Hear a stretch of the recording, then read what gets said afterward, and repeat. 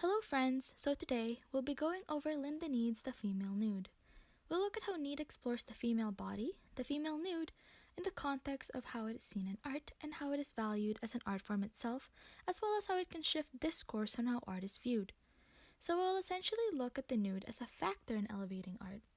And in looking at the nude, specifically for the text to be presented, Nead refers to three figures: Kenneth Clark, Mary Douglas, and Jacques Derrida, and their theories and thoughts that has been used by many to this day. We'll get to this later, but in short, these three people allow Nead to provide an explanation of what has been considered to be the form of the nude, form including the frame, the outlines, the boundaries, and she does so by explaining oppositions that are reflective of the discourse. So in this discourse on the nude, it's explained that the figure of the nude is much more than the basic idea that a nude figure is someone lacking clothes. The nude is an image that has a multitude of interpretations. It can be a way to regulate the sexual body, it can disrupt the boundaries that have been set as the norm, and it can be a figure that liberates or elevates women and art. And I just want to preface this that the concept of nudity that we consider here is seen through a very Western-centric lens, which is something Nead does go over. So the nude form in this context generally references the Western ideal, or the Greek ideal. So Nead separates her chapter into 5 sections: framing, the naked versus the nude, the ideal, aesthetics, and obscenity. So starting with the idea of framing, we have the gist that frame or boundary is set apart from the object. We think of a separated inner and outer space, when in fact framing has to consider how the form is completed with this containment. We look at the containment of the body, containment in the sense of how the nude is seen both through the physical boundaries and the societal or figurative conventions that follow. The boundary, or the frame, is something that shouldn't be seen as irrelevant or second place. It should be seen at the same level of primacy as the content of the subject matter. Consider the female body. By itself, it's simply that, a body. It's unregulated and it's unformed. It isn't what can be considered art. However, when this body is formed, posed, or follows a certain boundary, then it is adjusted to allow for an aesthetic judgment. It's controlled and thus represented in a way that suits what is considered to be elevated. So what is the difference between the female nude and the female body, or the naked body? I don't know with you guys, but the words naked and nude are just vastly different, even if they refer to practically the same concept. There's this difference in connotation, and the word naked seems to have a more garish overtone to it, whereas nude seems to be more sophisticated. Naked seems vulnerable and nude seems more secured. And in Nead's explanation, specifically on Clark's views, the same thoughts kind of follow. The nude is a transformation into an ideal. The naked in this case appears to be inferior to the nude. Given this, we have to ask, what then is the ideal figure to be considered art? We know that it should be one that has definite boundaries, and we know that it has to be transformed into the nude. But what exactly does the subject matter have to be an ideal art form? We return back to Clark and his idea of the ideal. Clark compares the warrior body of a man to a woman's body. He looks at a sculpted man and thinks, oh, this is heroic, this has potential. And with the woman, it is flesh. It can be considered that the male physique is one that has discipline and is formed, whereas the female body, which is only matter, is seen to be full of excess. And in this, we get to understand how the ideal form is understood. We have the ideal form and we have the undisciplined matter.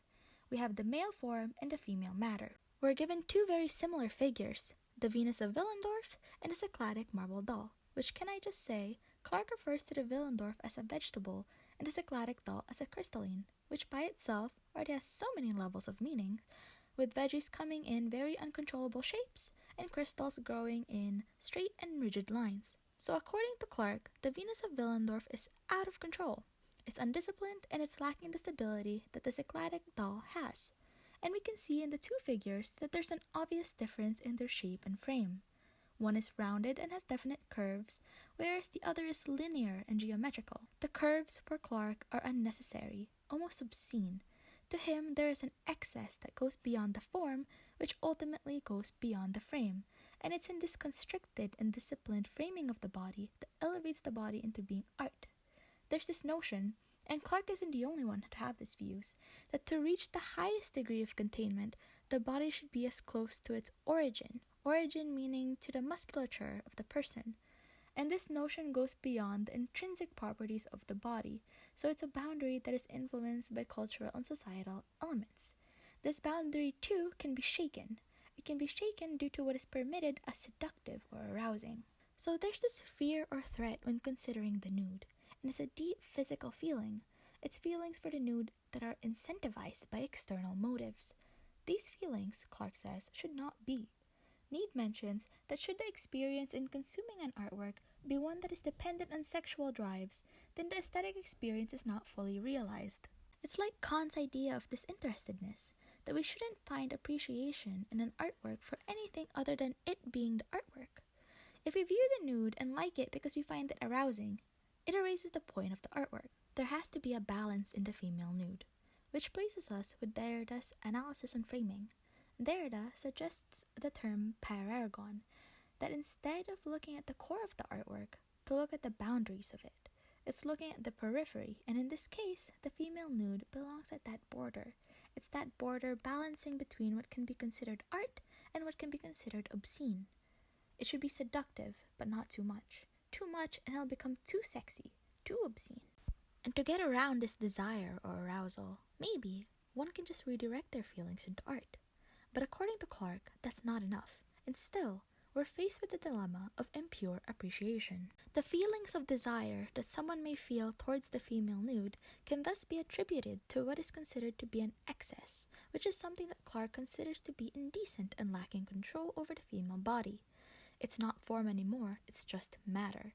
It's formless and it's inferior to the contained and sculpted form. And supposedly, these works that go outside of the ideal rouses feelings of fear because it doesn't show harmony and it goes beyond human limits. Take, for example, George Rouault's paintings on prostitutes. Clark would see this as uncontained. He would see this work as lacking this control over the female body. And thus it's not ideal. It belongs in its own category. So given the idea that there is a form of containment, and it's within this framing, this containment, that the nude becomes art, what then about those outside of this frame?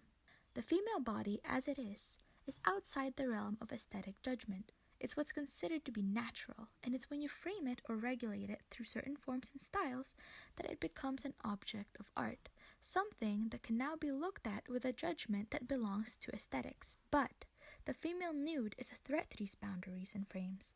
The female nude, while considered to be an elevated art form, could very easily fall into obscene. Here, we backtrack to Clark's idea of excess, because what goes beyond, like Rouault's work, now falls into its own category of sublime.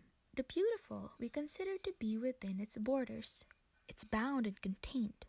And the sublime surpasses these limits. It's limitless and provokes reactions on what is beyond the rational. Essentially, the sublime falls into the obscene that goes past presentation. Sublime almost seems to destroy these boundaries that have been set up. It's limitless, at the same time, it still has form. It is again the conflict on where the nude stands. It could be art if it's within a pure and contained image, or it could be too seductive, and it could turn into pornography. When the nude breaches this barrier into pornography, it is then seen as a disturbing art. And the sublime generates an almost physical reaction. Far beyond contemplation, it causes the individual to react strongly to the stimulus or art in this case. And as we remember with Clark, art that is incentivized outside of itself is no longer true to itself. I think there's much to be said about the female nude and the boundaries that are created to view the female nude as art. It's highly influenced by the fact that the setting falls within a patriarchal society, something that Nead is very well aware of. We are given discourse on the female body, the female nude, from the perspective of men, and we have to look at why certain elements are considered as such, and it's because of the viewpoint for these elements belonging to certain social groups.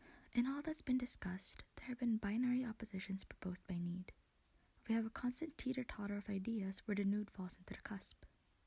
We have the mind versus the body, form versus matter, art versus obscene, the sublime versus the beautiful. Each of these seemingly belong to a prescribed gender. We have males as containing the mind, in which there is reason and abstraction, and in turn is related to culture. We have the body for women as being an occupier of space, and is related to the negativity of nature. We have form, The masculine ideal is considered to be the highest form. It is disciplined and structured, and we have the matter, woman, that is, simply flesh, an extension, uncontrolled. In this, we see how one is considered art, and one is considered to be obscene. The art being the result of discipline, whereas the obscene the result of excesses. And finally, we have the sublime and the beautiful, belonging to the reacting faculties on how one views and consumes the art. And in this, we see that the female nude breaks the barriers that categorize these elements to genders. The female nude is both form and matter. It balances what is obscene and what is art. It has become more than the beautiful, it is sublime. Its excesses and limitless form, which lack boundaries, it is describing, as Lynda Nead says, the deviation of femininity.